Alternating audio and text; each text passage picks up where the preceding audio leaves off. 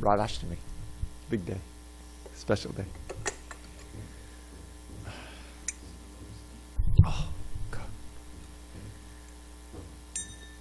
Jaya Radha Madhava Kunja Bihari.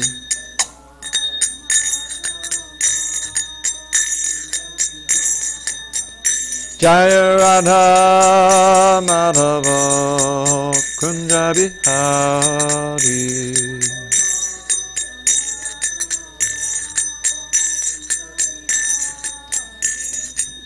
Gopi Jana Vallabha Girivardhari.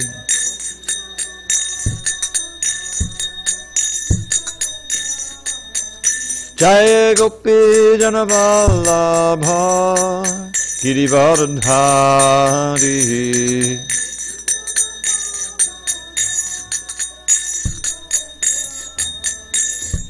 Yashodanandana Brajajana Ranjana. Yashodanandana Brajajana Ranjana. Yamuna Tira Vanachari. Yamuna Tira Vanachari. Jaya Radha Madhava Kunja Bihari.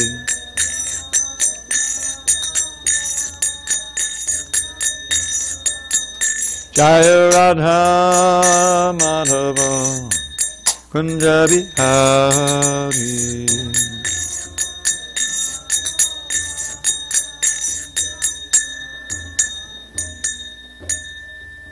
Jai Mr. Pad Paramahansa Bhagavadgitacharya Ashtotar Tadashi Srimad Divine Grace Srila A.C. Bhaktivedanta Swami Prabhupada Ki Jai. ISKCON BBT Founder Acharya Srila Prabhupada Ki Jai. Jai Om Vishnu Pad Paramahansa Bhagavadgitacharya Ashtotar Tadashi Srimad Divine Grace Srila Bhakti Siddhanta Saraswati Thakur Ki Jai. Ananta Koti Vaishnavini Ki Jai. Namacharya Srila Haridas Thakur Ki Jai. Srimad Bhagavad Gita Ki Jai. Samaveda Bhaktivinoda Ki Jai. All glories to the assembled devotees. All glories to the assembled devotees. All glories to the assembled devotees. All glories to Shri Guru and Gauranga. Wow, in person. You finished the garlands? Okay.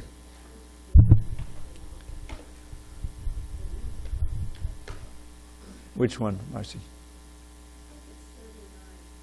39. You think it's 38. And you think it's 39. Oh, we're on page 684. 684. No, we definitely did 38. Because I remember a man and a woman meet. Yeah, we read that. Yeah.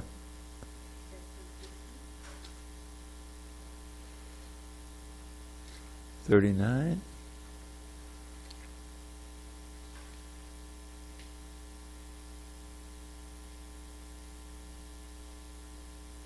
All right, let's do 39.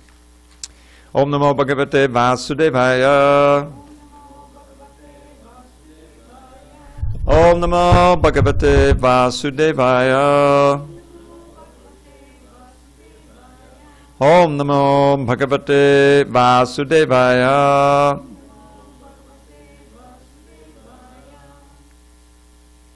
On this 11th day of September 2018 in SanDiego, we're reading from Srimad Bhagavad Gita as it is, translation and commentary by His Divine Grace A.C. Bhaktivedanta Swami Prabhupada. We are in chapter 18 entitled The Perfection of Renunciation. Text number 39 at the bottom of page 684. Yadagre chana bandhecha sukham mohanamatmanaha nidralasya pramoda otam pramarotam tattama samudaritam Yadagre chana bandhecha sukham mohanamatmanaha nidralasya pramadotham tattam samudaritam Yadagre chana bandhecha sukham mohanamatmanaha nidralasya pramadotham tattam samudaritam. Go ahead, Mukunda. Bottom of 684. Yadagre chanu bandecha sukham mohanamatmanaha nidralasya pramadotham tattam samudaritam. Vijayashri. Yadagre chana bandecha sukham mohanamatmanaha nidralasya pramadotham tattam samudaritam. Vijayashri. Yadagre chana bandecha sukham mohanamatmanaha nidralasya pramadotham tattam samudaritam. You want to try it, Ernest?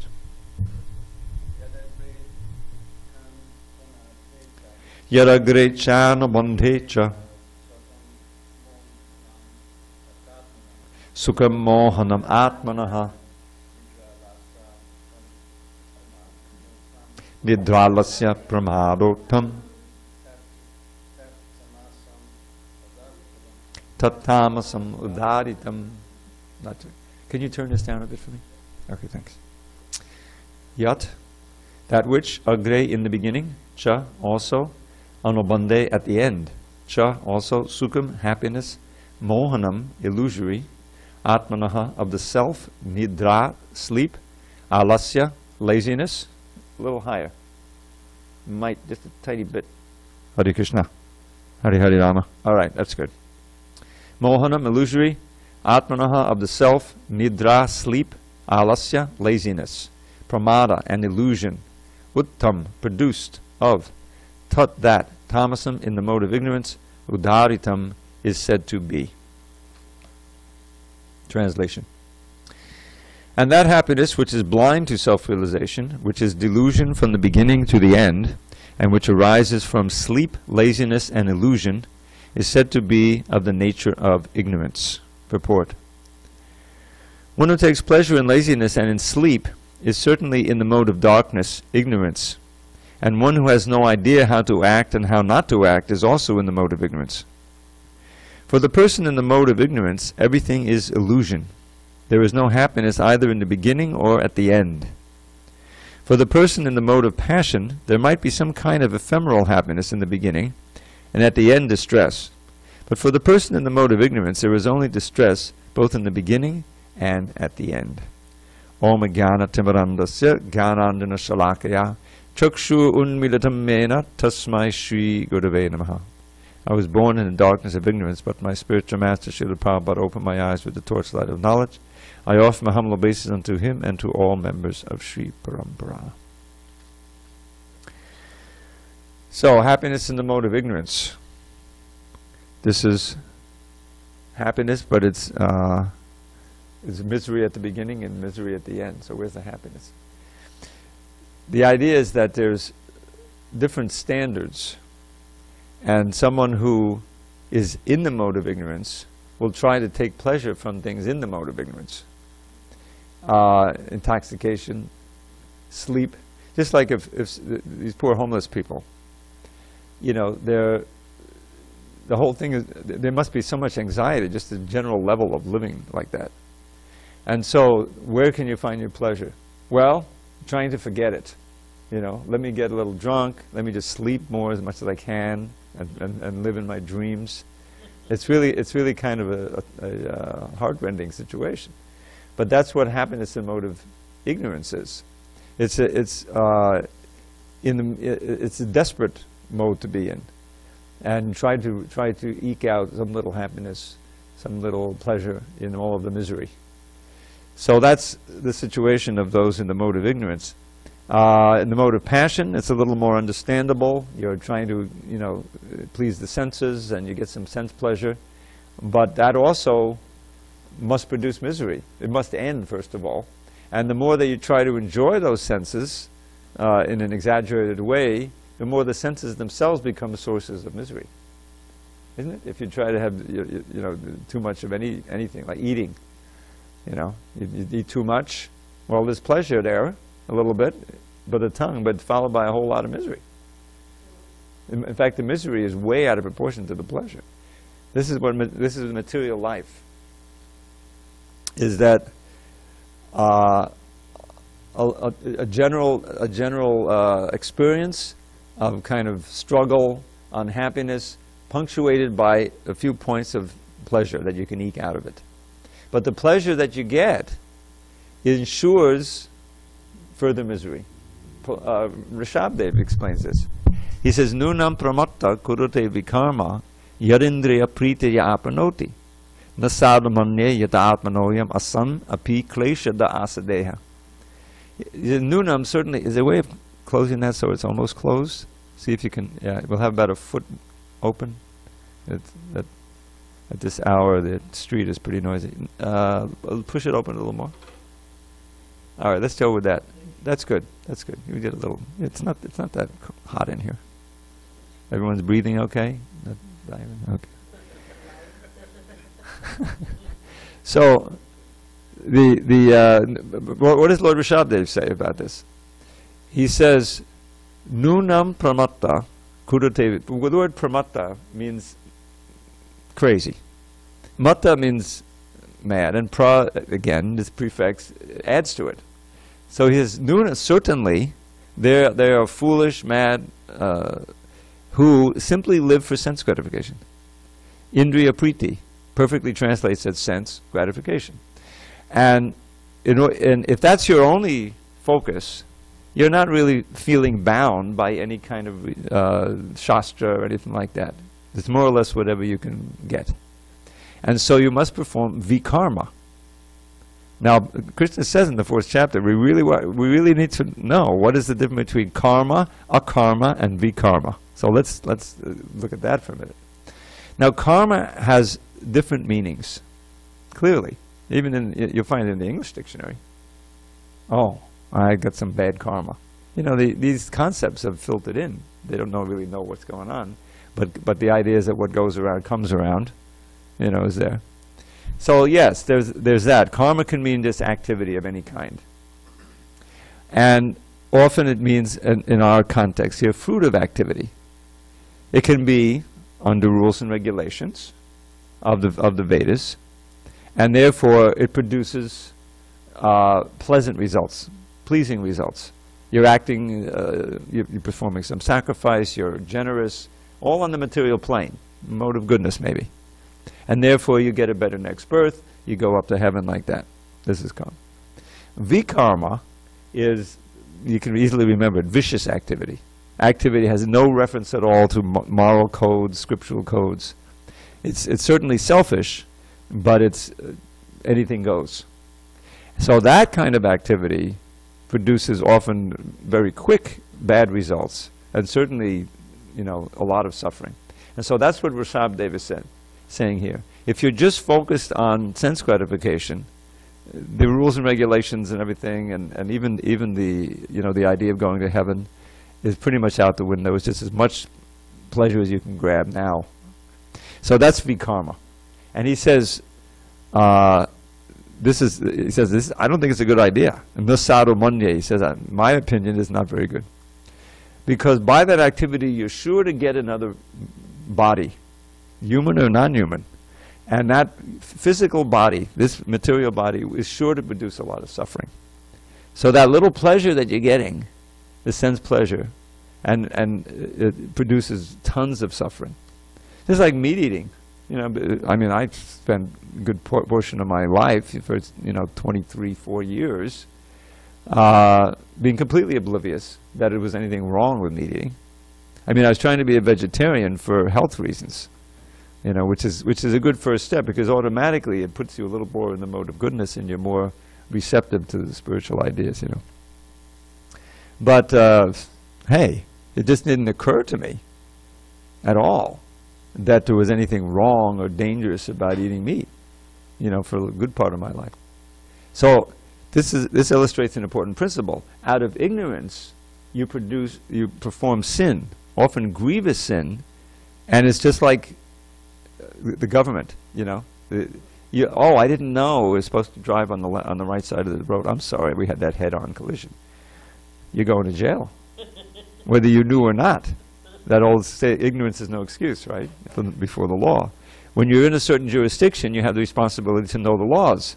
Similarly, we're in this jurisdiction of Krishna, everywhere in the material world, and the laws are the Vedas, and the Vedic literature, the essence of the Vedic literature, such as Bhagavad Gita and Srimad Bhagavatam. So Rishabhdev is saying that this is a very bad idea. And at the beginning of his instructions, he also speaks about this.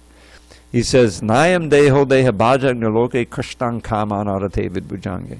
In that verse, this is half the verse, he says, as a human being, he's just sat down in this wonderful assembly of all of his sons. He has 100 exalted sons, headed by Bharat, after whom this whole planet was named, Bharata Varsha. And the 9 Yogendras are there. As soon as his father, he's finished with the instructions, they're going to take sannyas and become, traveling preachers. And the other 90 sons are also very exalted. So they're there, and also other sages and saints have arrived from different parts of the universe, and so they're sitting, hearing Rishabhdev speak before he takes sannyas. And he's an incarnation of Krishna. So his first instruction is very strong. He says, as a human being, you shouldn't act like the hogs and simply waste your life in looking for sense gratification. Nayam deho deha bhajang nriloke. Nri is short for nara, which means human being. Having taken the birth as a human being, don't waste your life in gross sense gratification, mode of ignorance, sense gratification. Kashtan kaman means with great effort trying to get these pleasurable things. Just like the hogs, You're a human being. Rather, tapo divyam putraka, my dear sons, putraka, you should practice spiritual tapasya. Because tapasya is a generic form. It means like the whole no pain, no gain thing. I mean, people know that if you want to get strong as a weightlifter, you're going to have to go through some suffering. But in the end, I'll have big muscles, right, and all that goes with that.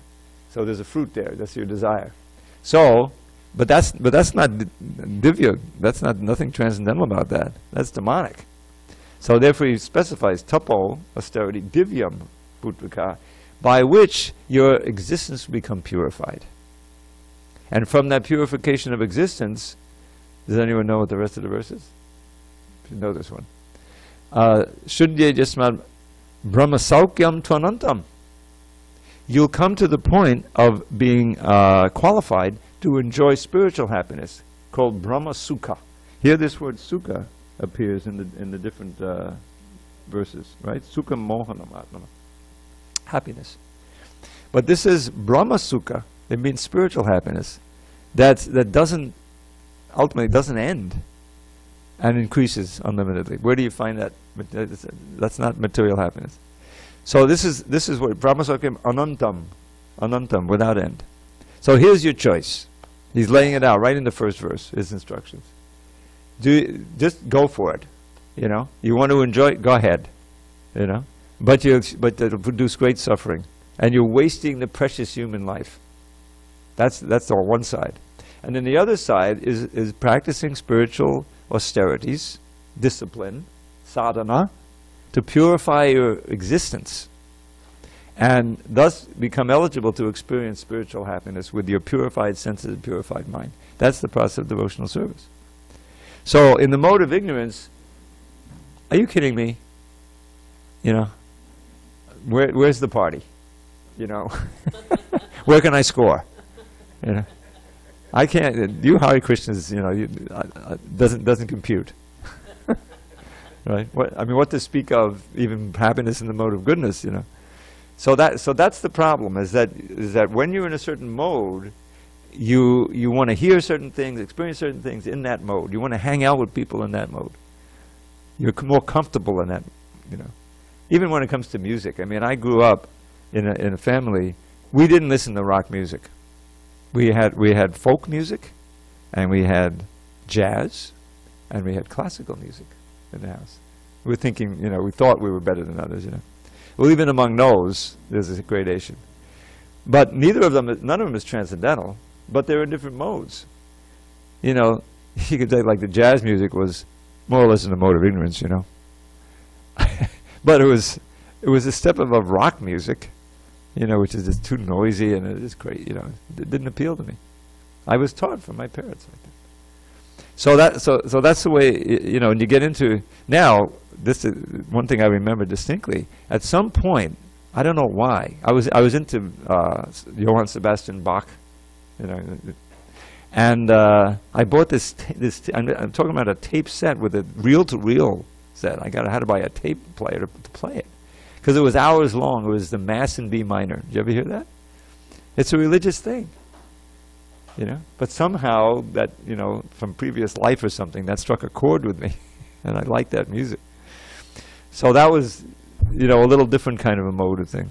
But without guidance and discipline, you can't stay in any mode. You may feel a little detraction to the mode of goodness, but then you meet your friends, and, you know, then you're in mode of passion again, you know, whatever, you know. It's just up and down. Krishna says right like that in the fourth chapter. So what he's coming to here is that he's describing these different things in the modes of nature. And what he's really saying is that if you're not practicing yoga under discipline, you're going to be experiencing all of this at one time, in this life or a future life. That's all you're going to experience. You're going to be bound by the modes of nature. And the reason why we can, you know, people can exist from day to day is because they're able to forget previous lives in which they were in animal bodies and all kinds of stuff. Who could face that? You know, who am I? You know, I was in this other body. Am I that other? You know, it's just. So therefore, the Super Soul is so merciful. We forget, even in this lifetime. You know, we may go through so many traumas which can leave a mark, PTSD, but so many things you're able to forget and put behind you, and go on with your life. But that's not a solution to the problem. That's a way to cope in the moment and get to another day. But we don't want to do that. We want to aspire for success. What's the statement? You remember? Tamasi ma jyotirgama asato ma sadgamaya mrityu ma amritam gamaya. This is a great statement. Maybe this will be our little motto here in this little class.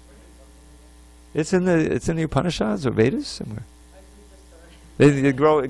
It's part of the culture. You grow up with that, right? Don't you learn that? Yeah. It's like yada yada hi dharmasya, right? Yeah. So you know what it means. Now it has two meanings, common meanings. Prabhupada would take the ma to mean not, you know, ma, and said not darkness. You know, let me go to the light, not the temporary, but let me go to the eternal. And not this deathly, you know, death, but let me go to immortality, right? But it also can be an appeal to the Lord. Tamasi ma, for me, O Lord, not the darkness, but take me to the light. Take me from the temporary to the eternal, from death to immortality. So this is a wonderful thing to grow up with, because otherwise, you know, it gives you an inkling of a life beyond this material life. And this is what the what do you say, the shining or the special quality of life from, you know, India. There is that you grow up with it, you know, the law of karma and so many things, and the faith that there is a world of liberation, of, you know, the spiritual world, and that there's a way of getting to it. You know, the yoga. It's not just some myth. So Krishna is giving us a little overview of different kinds of happiness, and he's inviting us and joining us, as we'll see in the next few verses, to come out of this roiling up and down of goodness, passion, ignorance, and to be fixed in Brahman, Brahma-bhuta, and which is confidential, and then the most confidential teaching he'll repeat from the 9th chapter, which is, guess what? Krishna consciousness. Think of me, become devoted to me. And you'll be able to transcend all of this and come to really spiritual happiness, pure goodness, which is what we're looking for. Okay, shall we go on? Well, these purports are getting shorter and shorter. Natad asti prativyang va divideveshu va punaha sattvam prakatijar muktam yadebhi syattvibir gunahi. There is no being existing either here or among the demigods in the higher planetary systems which is freed from these three modes born of material nature. Purport: the Lord here summarizes the total influence of the three modes of material nature all over the universe. So this is he's come to this point. Okay, going on. Brahmana Kshatriya Visham Shudranam Chaparantapa Karmani Pravibhaktani Swabhava Prabhavargunai. Brahmins, Kshatriyas, Vaishyas, and Shudras are distinguished by the qualities born of their own natures in accordance with the material modes. O chastiser of the enemy. So, there's no purport here. I'm just going to give a one-sentence explanation. Brahmins are the intellectual class. Kshatriyas are the managers and the warriors. Vaishyas are the farmers and mercantile men, bankers. And Shudras are the manual laborers. So they're qualified in different, according to activity and quality, not birth. This is what the corruption of the Varnashram system is, the caste system in India. I'm born in a Brahmin family, I'm Brahmin, I can lord it over the other classes, but I have no qualities of the Brahmin. Krishna is described. Prabhupada emphasized that again and again. So here first the Brahmins. Shamodamastapakshaucham Chantirajam evacha Jnanam Vijnanam Astikyam Brahma Karma Swabhavajam. Peacefulness, self-control, austerity, purity, tolerance, honesty, knowledge, wisdom, and religiousness. These are the natural qualities by which the Brahmins work. Shauyam tejo dhritir dakshyam yudhe chapya balayanam dhanam ishvara bhavascha chatram karma swabhavajam. Heroism, power, determination, resourcefulness, courage in battle, generosity, and leadership are the natural qualities of work for the Kshatriyas. Kushigorakshavanijam Vaishyakarma Swabhavajam Paricharyatmakam Karma Shudrasyapi Swabhavajam. Farming, cow protection, and business are the natural work for the Vaishyas, and for the Shudras there are labor and service to others. Sve sve karman jhavidatak Sangsiddhim labhate naraha Swakarma nadatak siddhim Yata vindati tatchinu. By following his qualities of work, every man can become perfect. Now please hear from me how this can be done. Yatak pravittir bhutanam yena sarvamidam tatam sakarmanatam amvyarcha siddhim bindati manavaha. Okay, before we go on, now we're coming to long purports. Ending the book, the chapter in the book. By worship of the Lord, who is the source of all beings and who is all-pervading, a man can attain perfection through performing his own work. Purport. As stated in the 15th chapter, All living beings are fragmental parts and parcels of the Supreme Lord. Thus the Supreme Lord is the beginning of all living entities. This is confirmed in the Vedanta Sutra, Janmad Yasya Yataha. The Supreme Lord is therefore the beginning of life of every living entity, and, as stated in the 7th chapter of the Bhagavad Gita, the Supreme Lord, by his two energies, his external energy and internal energy, is all-pervading. Therefore, one should worship the Supreme Lord with his energies.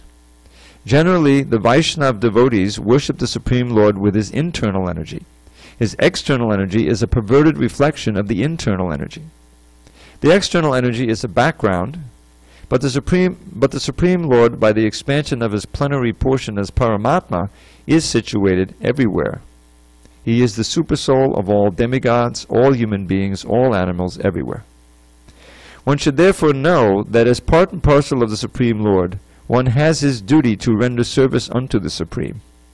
Everyone should be engaged in devotional service to the Lord in full Krishna consciousness. That is recommended in this verse. Everyone should think that he is engaged in a particular type of occupation by Rishikesha, the master of the senses. And by the result of the work in which one is engaged, the Supreme Personality of Godhead, Sri Krishna, should be worshipped. If one thinks always in this way, in full Krishna consciousness, then by the grace of the Lord he becomes fully aware of everything. That is the perfection of life. The Lord says in the Bhagavad Gita 12:7, Tesham aham samudharta. The Supreme Lord himself takes charge of delivering such a devotee. That is the highest perfection of life. In whatever occupation one may be engaged, if he serves the Supreme Lord, he will achieve the highest perfection. So here Krishna is saying that one can attain perfection through performing his own work if he engages that work in the worship of the Lord, who is the source of all beings, who is all-pervading. So the point is that the very energies that we work with, the intelligence that we work with, the tools or external things that we work with, all of it is Krishna's gift. There's nowhere where we can breathe for a moment that is not because Krishna is allowing it or overseeing it or enabling it. So in order to become aware of that we may know that theoretically, but if we to become fully conscious of that, we need to use those functions as far as possible in actually serving the Lord, glorifying him, working, or taking the fruit, as it says way back in the 3rd chapter, the fruit of your labor, and giving as much as possible for the service of the Lord. So, because the bottom line is that we have to try to remember Krishna at the end of life. Ante Narayana Smriti. This is right in the Bhagavatam at the beginning of Shukadev's instructions to Maharaj Pariksit. He's saying that if you want to be fearless at the end of life, now how can you be fearless if if everything you're attached to and want is being ripped away from you? You can't. But if you've dedicated your life to Krishna and you're to becoming Krishna conscious, you can feel yourself, Krishna welcoming you back to the spiritual world. The point is, death is not an end, but it's a beginning of your freedom from this anchor of the material body, which has become the source of suffering, and beginning of your life, free of that, and continuing what you've been doing during your life, which is cultivating your understanding of your relationship to Krishna. This is actually the ideal of how to pass away from this life. As he says, Etavan sankti yogabhyam swadharma parinishtaya janmalabhak parang pungsam ante narayana smriti. This is one of those phrases that kind of should be emblazoned in your heart. Ante narayana smriti, which simply means remembering Krishna or Narayan at the end of life. So he says, whatever you do in terms of Sankhya, which is analytical discipline, or yoga, or activity in varnashram, your prescribed duty, the perfection will be to remember Narayan at the end of life. So we need guidance how to do that, because it's very easy to be distracted. It's very easy to get wrapped up in your daily life and completely forget Krishna. That's what everyone's doing out there. And that's what we've been doing for a long time. So how to dovetail, how to lead a life where Krishna is there at every moment. The ideal is in this verse, which I heard is also famous. Kayena vacha manasendriyava. Have you ever heard that one? Okay, maybe it's not as famous as Yadyadata Dishwesa. So Kayena vacha manasendriyava buddhyatmanava nusata svabhavat karodi yadyat sakalam parasmai narayanayeti samarpayetam. Narayanayeti means this is for Narayan. Whatever you do with your body, with your words, with your mind, with your senses, with your intelligence, with yourself, all that has been given to you, each of us has a set of those, right? So we have the tools. Whatever you do, karoti yad sakalam, all of it, parasmai unto Narayan, this is for Narayan, right? You're walking from here to there. This step is for Narayan, this is for Narayan, you know. I'm not walking on my own. This is a part of his mission. This society, Krishna society, was set up for that reason. Prabhupada said early on, I like to listen to these old lectures. You can listen to some of the lectures from 1966 if you want to hear some real nectar. This is Prabhupada, as soon as he was set free, finally has his own place, he has a receptive audience, you know. He hasn't had a stroke or anything, you know. And you know, is really just wailing. And so he says, yes, the whole point here is that we create duties for them that are related to Krishna. You know? In other words, do something. Just like deity worship. There's so many things that we have to do for Krishna. Right? There's no limit. If you have, you know, whatever we can bring to bear. Let's do another outfit. Let's have another festival. Look, there's another one coming up, Radhashtami. Let's plan for it. You know, and then there's Ratha Yatra. Oh, that's a whole thing. You see what it does?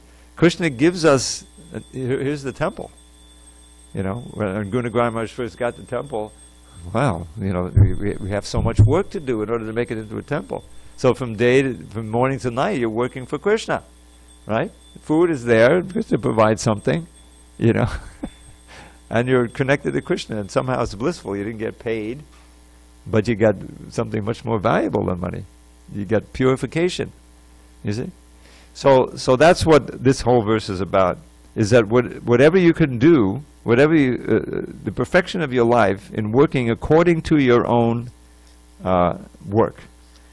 Swakarmana, according to Brahma, Kshatriya, Vaishya, Shudra.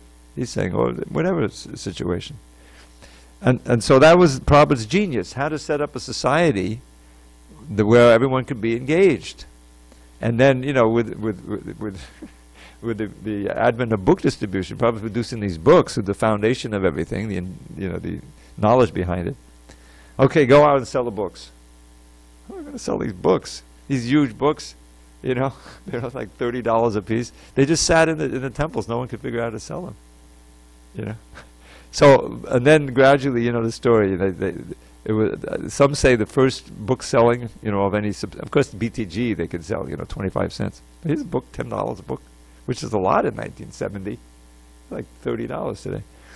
And so they said, well, okay, look, we don't have any money for gas, but we need gas. We have these books, so we get the gas. The gas is already in the tank. And they said, can we pay with this book? You know? And the devotees, you know, they're shining with bliss from the... and you know, they were able to pay, and the word went out, you know, over the phone, you know, no internet, no nothing. Hey, we sold the Krishna books, you know, we were able to sell.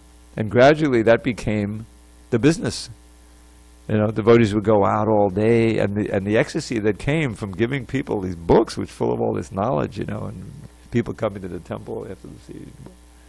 That became the engine by which Krishna was supporting the society. You know, and so then you have a whole day's worth of work. You're glorifying Krishna. You're giving people these books that can save them from millions of lives of birth and death. You can imagine, and the temple's being supported, and the money's coming in like that. They're sending money to India to pay for the land for Bombay.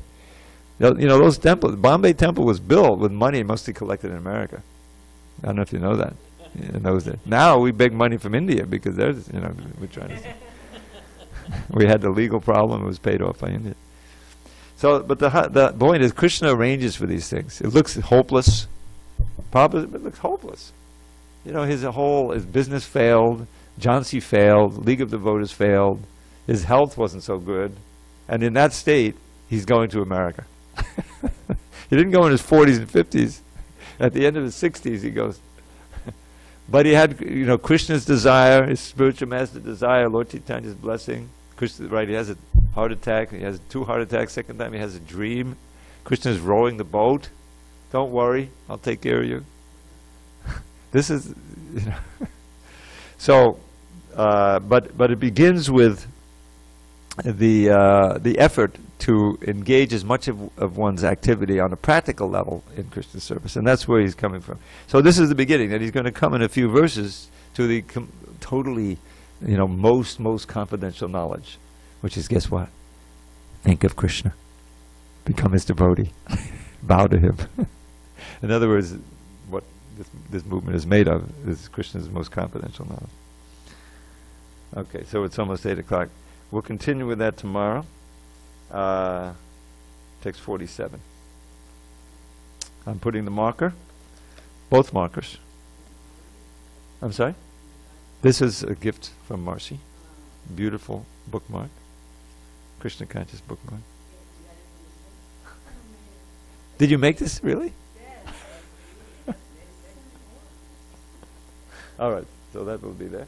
And now we are still reading about Lord Shiva saved.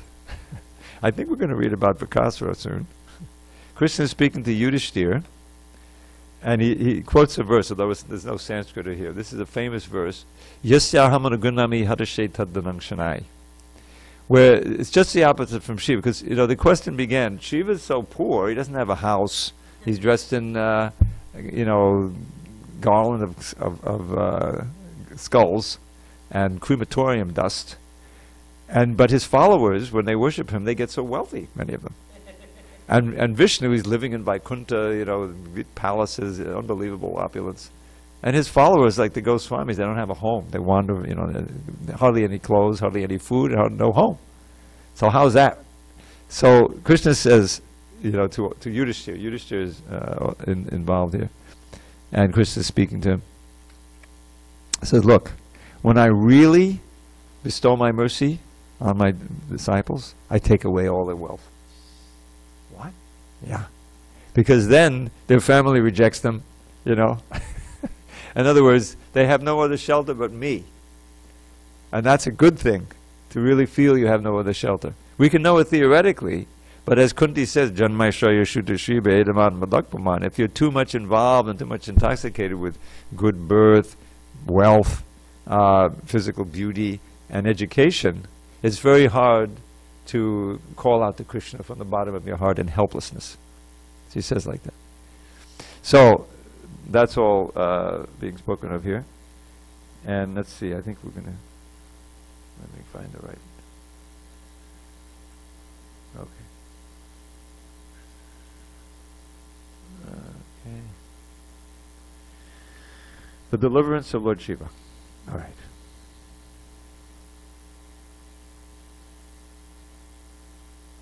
All right. Okay. Shukadeva Goswami continued, the demigods headed by Lord Brahma and Lord Shiva, and including Lord Indra, Chandra, Varuna, and others, are apt to be very quickly satisfied or very quickly angered by the good or ill behavior of their devotees. What's that name for Shiva? Ashutosh. Ashu means quickly pleased, but he's also quickly angered, so be careful. But this is not so with the Supreme Lord Vishnu. This means that every living entity within this material world, including the demigods, is conducted by the 3 modes of nature. And therefore the qualities of ignorance and passion are very prominent within the material world. Those devotees who take blessings from the demigods are also infected with the material qualities, especially passion and ignorance. Lord Krishna has therefore stated in the Bhagavad Gita that to take blessings from the demigods is less intelligent, because then when one takes benedictions from the demigods, the results of such benedictions are temporary. It is easy to get material opulence by worshipping the demigods, but the result is sometimes disastrous. As such, the benedictions derived from demigods are appreciated only by the less intelligent class of men. Persons who derive benedictions from the demigods gradually become puffed up with material opulence and neglectful of their benefactors. That looks like an introduction to the story we've been waiting for, Bakasura. Shukadeva addressed King Parikshit, "My dear king, Lord Brahma, Lord Vishnu, Lord Shiva, the principal trio of material creation, are able to bless or curse anyone. Of this trio, Lord Brahma and Shiva are very easily satisfied but also very easily angered. When satisfied, they give benedictions without consideration, and when angry, they curse the devotee without consideration. But Vishnu is not like that. Vishnu is very considerate. Whenever a devotee wants something from Lord Vishnu, Vishnu first considers whether such a benediction will ultimately be good for the devotee. Lord Vishnu never bestows any benediction which will ultimately prove disastrous to the devotee. By his transcendental nature, he is always merciful. Therefore, before giving any benediction, he considers whether it will prove beneficial for the devotee. Since the Lord is always merciful, even when it appears that he has killed the demon, or even when he apparently becomes angry toward a devotee, his actions are always auspicious. The Supreme Lord is therefore known as all good. Whatever he does is good." Prabhupada explains, as for the benedictions given by demigods like Shiva, there is the following historical incident cited by great sages. And now we finally come to the story of Vrikasura, the demon who cut his own body and offered pieces of it into the fire. That's why he's known as Vrika. Once, Shiva, after giving a benediction to a demon named Vrikasura, Vrikasura means the cutting demon, the son of Shakuni. Yeah, sit over here, Prabhu. Sit over here. You can take your book. Well, actually, we're not reading Gita anymore, so just sit. Yeah, okay. It's very interesting. You come in just when we started the story of Vrikasura, because we've had this big introduction, philosophical introduction, and now we're going to hear the story. This illustrates how benedictions from the demigods can often be very dangerous. So once Lord Shiva, after giving a benediction to a demon named Vrikasura, the son of Shakuni, was himself entrapped in a very dangerous position. Vrikasura was searching after a benediction and trying to decide which of the three presiding deities to worship to get it. In the meantime, he happened to meet the great sage Narada and consulted with him as to whom he should approach to achieve quick results from his austerity. He inquired, of the three deities, namely Brahma, Vishnu, and Shiva, who is most quickly satisfied? Narada could understand the plan of the demon and advised him, "You should worship Shiva. Then you will quickly get the desired result." Lord Shiva is very quickly satisfied and very quickly dissatisfied also, so you try to satisfy Lord Shiva. Narada also cited instances wherein demons like Ravana and Banasura were enriched with great opulences simply by satisfying Lord Shiva with prayers. Because the great sage Narada was aware of the nature of the demon Vrikasura, he did not advise him to approach Vishnu or Brahma. Persons such as Vrikasura, who are situated in the material mode of ignorance, cannot stick to the worship of Vishnu because they don't get the material thing. It doesn't seem to be a percentage in it. After receiving instructions from Narada, the demon Vrikasura went to Kedarnath. The pilgrimage site of Kedarnath still exists near Kashmir. It's almost always covered by snow, but for part of the year, during the month of July, it is possible to see the deity, and devotees go there to offer their respects. Kedarnath is for the devotees of Lord Shiva. According to the Vedic principle, when something is offered to the deities to eat, it is offered in a fire. Therefore, a fire sacrifice is necessary in all sorts of ceremonies. It is specifically stated in the Shastras that gods are to be offered something to eat through the fire. The demon Vrikasura therefore went to Kedarnath and ignited a sacrificial fire to please Lord Shiva. After igniting the fire in the name of Lord Shiva, to please him, Vrikasura began to offer his own flesh by cutting it from his body. We would never do that, right? Here is an instance of worship in the mode of ignorance. In the Bhagavad Gita, different types of sacrifices are mentioned. We just read about them. Some sacrifices are in the mode of goodness, some are in the mode of passion, and some are in the mode of ignorance. There are different types of tapasya, that's austerity, and worship because there are different kinds of people within this world. But the ultimate tapasya, Krishna consciousness, is the topmost yoga and the topmost sacrifice. As confirmed in Bhagavad Gita, the topmost yoga is to think always of Lord Krishna within the heart, and the topmost sacrifice is to perform the, jagya, blanks jagya? Sankirtan Jagya. Sankirtan Jagya. It's congregational chanting of the holy name. In the Bhagavad Gita, it is stated that the worshippers of the demigods have lost their intelligence. As revealed later in this chapter, Vrikasura wanted to satisfy Shiva for a third-class materialistic objective which was temporary and without real benefit. The demons or persons within the mode of ignorance will accept such benedictions from the demigods. In complete contrast to this sacrifice in the mode of ignorance, the Archana Vidhi process, that's worship of the deity, for worshipping Vishnu or Krishna is very simple. Krishna says in the Bhagavad Gita that he accepts from his devotee even a little fruit, a flower, or some water, which can be gathered by any person, rich or poor. Of course, those who are rich are not expected to offer only a little water, a little piece of fruit, or a little leaf to the Lord. A rich man should offer according to his position. But if the devotee happens to be a very poor man, the Lord will accept even the most meager offering. The worship of Vishnu or Krishna is very simple, and it can be executed by anyone in this world. But worship in the mode of ignorance, as exhibited by Vrikasura, is not only very difficult and painful, but is also a useless waste of time. Therefore, the Bhagavad Gita says that the worshippers of the demigods are bereft of intelligence. Their process of worship is very difficult, and at the same time the result obtained is flickering and temporary. Okay, back to Vrikasura. Although Vrikasura continued his sacrifice for 6 days, he was unable to personally see Lord Shiva, which was his objective. He wanted to see him face to face and ask him for a benediction. Here is another contrast between the demons and devotees. A devotee is confident that whatever he offers to the deity in full devotional service is accepted by the Lord, but a demon wants to see his worshipable deity face to face so he can directly take the benediction. A devotee does not worship Vishnu or Krishna for any benediction. Therefore, a devotee is called akama, free of desire, and a non-devotee is called sarvakama, or desirous of everything. On the 7th day, now here we get to it, on the 7th day, the demon Vrikasura decided that he should cut off his head and offer it to satisfy Lord Shiva. Not too bright. So, he took a bath in a nearby lake, and without drying his body and hair, he prepared to cut off his head. According to the Vedic system, an animal to be offered as a sacrifice has to be bathed first, and while the animal is wet, it is sacrificed.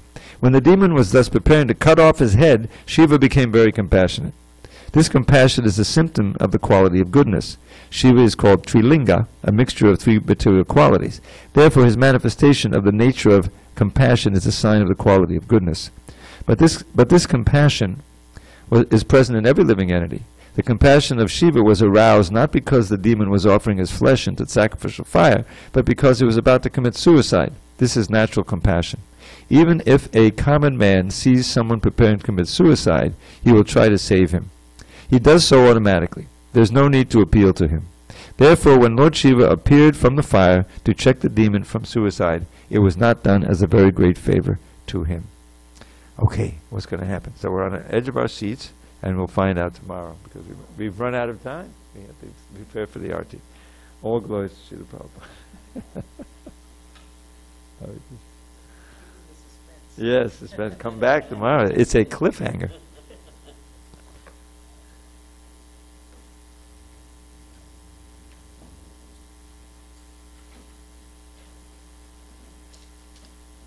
One more. Thank you, Marcia.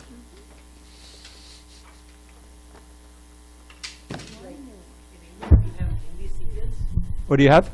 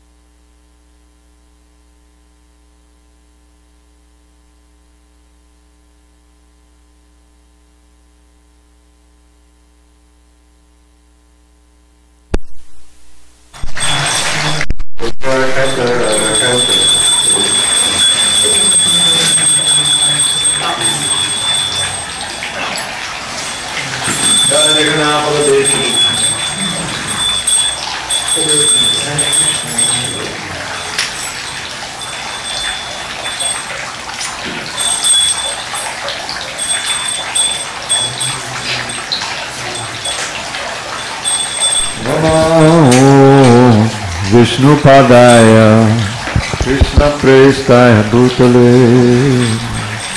Srimate Bhakti Vedanta Swami Iti Namine Vishnu Padaya Krishna Prestaya Bhutale Srimate Bhakti Vedanta Swami Namaste Saraswati Devi Gauravani Pracharine Nirvishesha Shunjavadi Atyacharisha Karine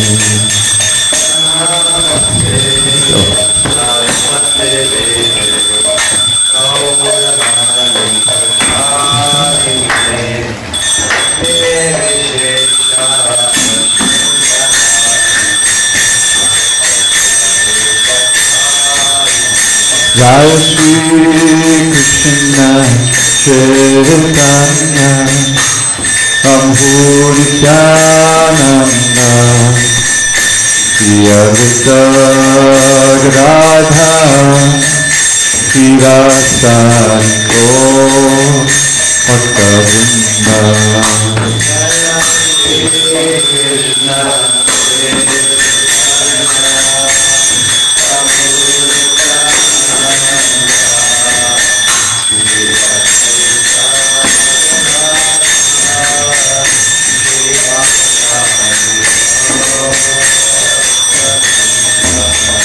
Jai Shri Krishna Chaitanya Prabhu Nityananda Shri Advaita Gadadhara Srivasa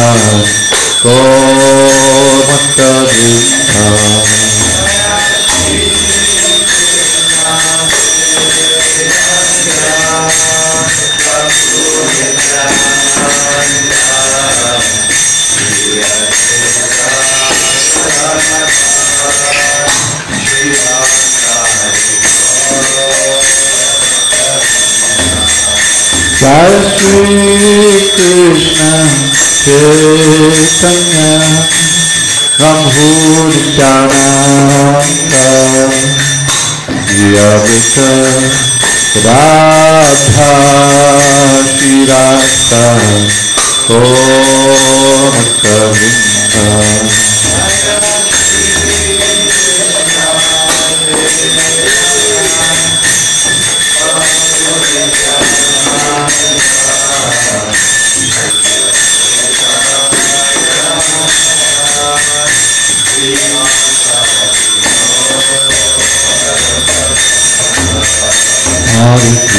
Hare Krishna, Krishna Krishna Hare Hare, Hare Rama,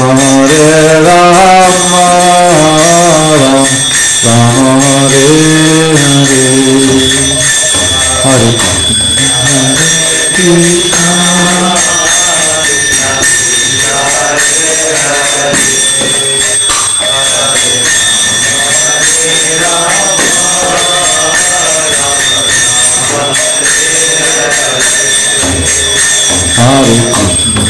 Hare Krishna, Krishna Krishna Hare Hare, Hare Rama,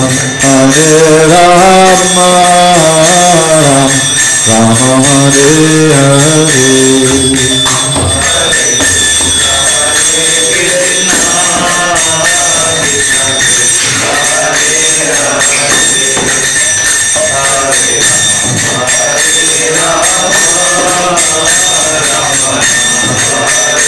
Hare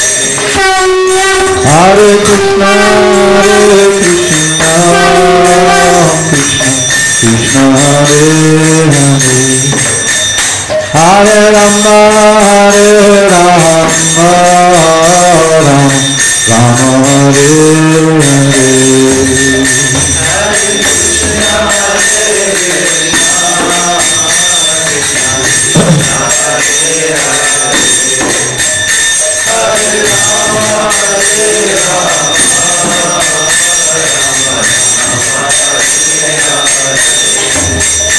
Hare Krishna, Krishna Hare Hare, Hare Rama, Hare Rama, Rama Hare Hare.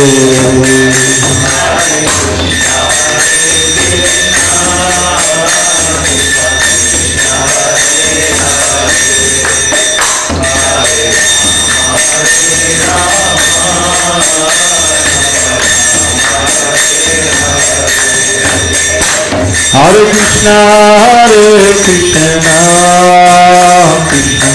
Krishna Hare Hare, Hare Rama, Rama Hare Hare.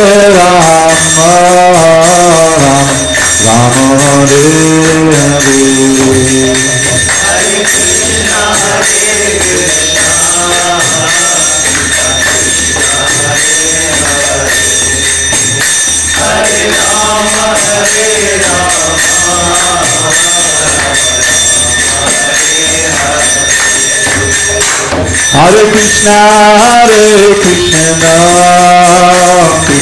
Krishna Krishna Hare Hare, Hare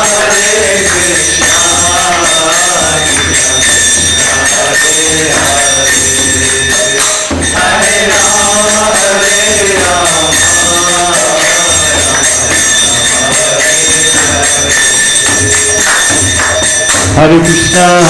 Krishna, Krishna Krishna Hare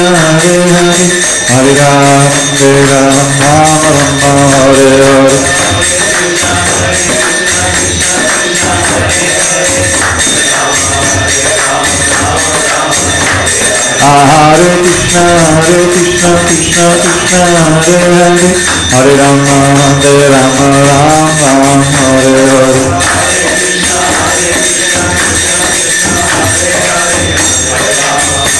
Hare Krishna, Krishna Krishna Hare Hare, Hare Rama, Rama Hare Hare.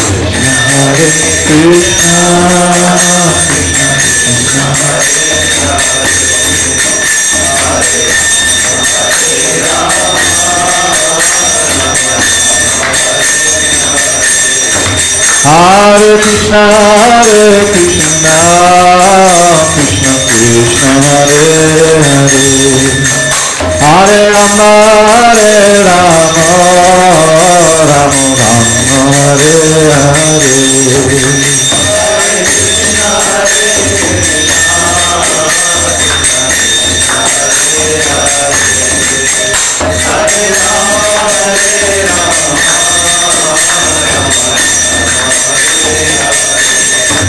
Hare Krishna, Krishna Krishna Hare Hare, Hare Rama, Rama Hare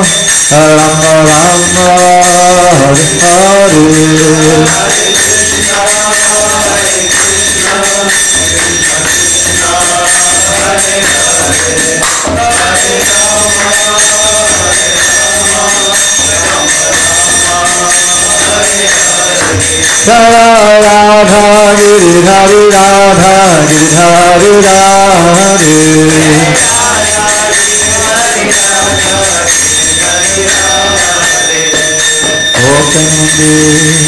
Thanks to Bhagavad Paramahansa, Dravida Prabhu, Ashtotter for the Srimad Divine Grace, Srila A.C. Bhaktivedanta Swami Prabhupada ki Jai. ISKCON DPT founder Acharya Srila Prabhupada ki Jai. Jai Vishnupada Paramahamsa, Dravida Prabhu, Ashtotar, Shri Srimad Bhagavad, Shri Bhakti Siddhanta Saraswati Thakur ki Jai, Ananda Koti Vaishnava ki Jai, Namacharya Shri Haridas Thakur ki Jai.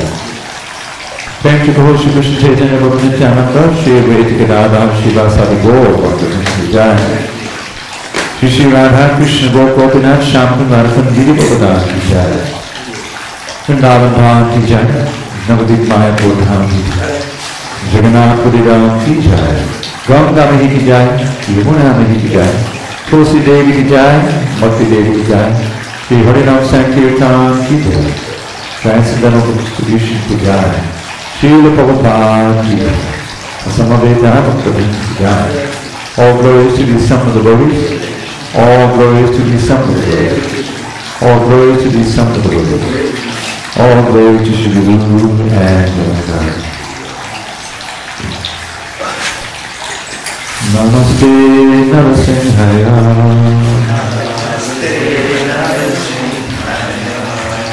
Namaste Narasimhaya. Palara Lara Kaine.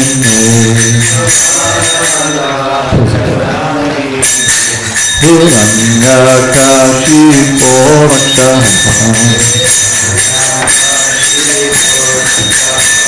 Ashila Kankara Karare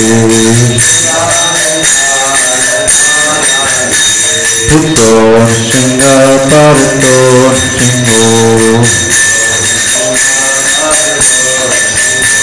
Yato Yato Yamitato Shinga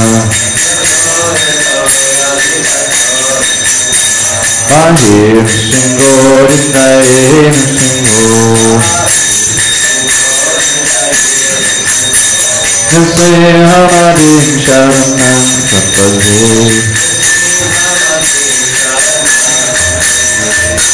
Savakara Kamaravare Nakama Pita Shinga Kavita Hiranyakashipu Tanumbrena Keshavatita Narahari Rupa Jagagadisha Hare Jagagadisha Hare Jagagadisha Hare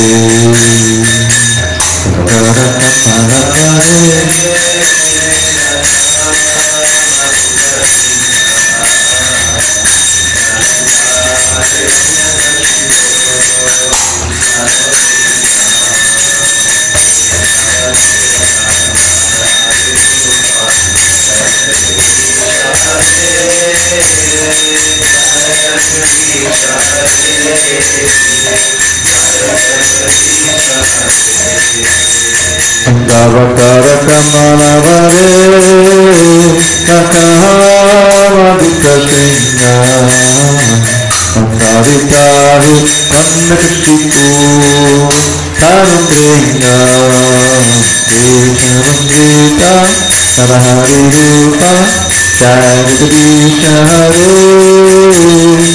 Jagagadisha Hare Jagagadisha Hare Karakamarapare Haravadikatinga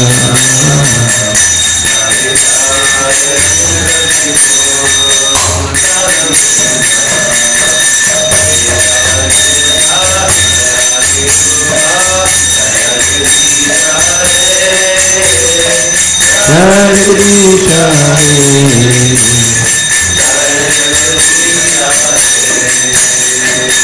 Keshavandita Narahari Rupa Jagagadisha Hare Jagagadisha Hare Jagagadisha Hare Narahari Rupa Jagagadisha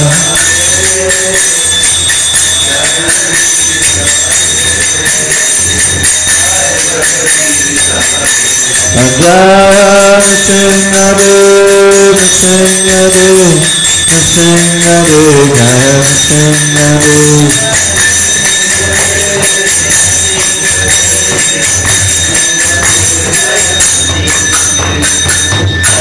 Sri Bhagavadgita, Prabhu, Prabhu,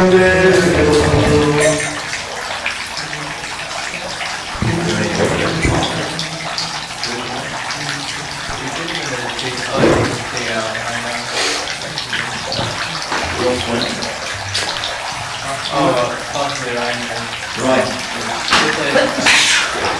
I think Zach usually puts the back.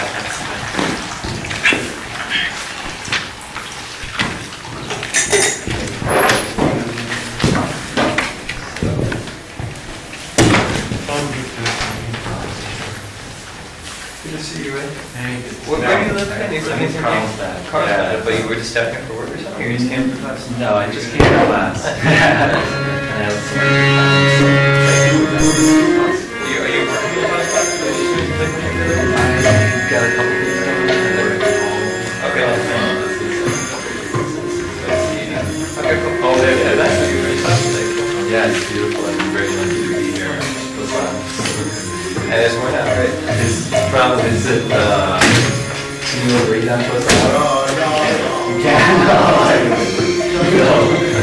You can overeat on the side. It's okay. What's it? Remus. And you're from New York? No, I'm from Carlsbad. Okay. Oh, okay, that's what it was. I do know that, actually. Yeah. So you're still in town, but you can do it. I live in Carlsbad. Oh, Carlsbad. Yeah. But I'll take it back to that. Yeah, I'm trying to get here more. Good.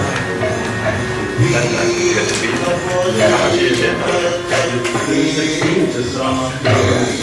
Yeah, I noticed you were chatting. That's not a chat.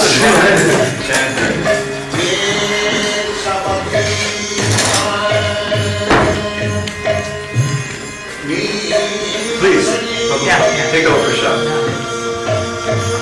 Don't think like we have too many customers. That's fine. No, do you want a spoon? No, I You don't need a spoon? Okay. Is it okay to you? Do you would you like to come and play it?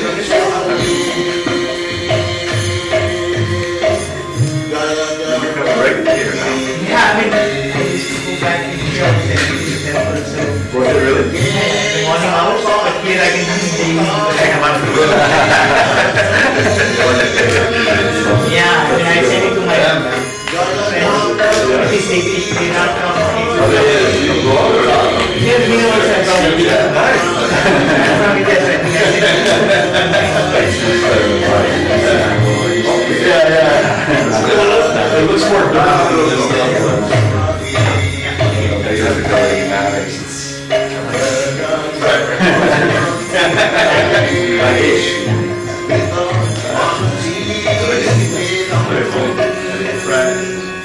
What about you? Where's the spoons? I don't know. We have spoons. I'm taking mine to the road. Please? I'm Jordy. He's talking about oh, I'll see you go to little boy. Yeah, I'd be part of the solution. Solution based. Okay, that's